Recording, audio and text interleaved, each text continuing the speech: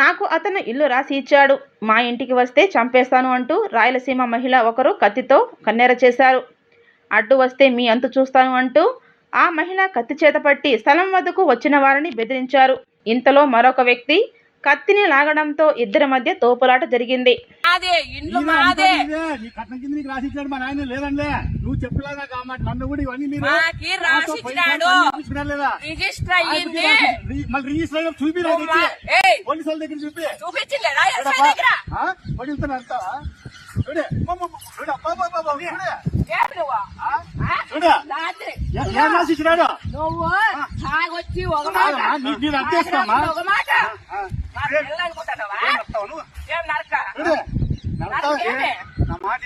Sir పోలీసులు మీరే పోలీసులతో ఈఎంఐ పోయి కేసు పెడతాది. మా నాయన ఆస్తి వచ్చిన మా దొంగతనంగా అనంతపురంలో చేయించుకొని లేదనడం లే ఇది అర్థం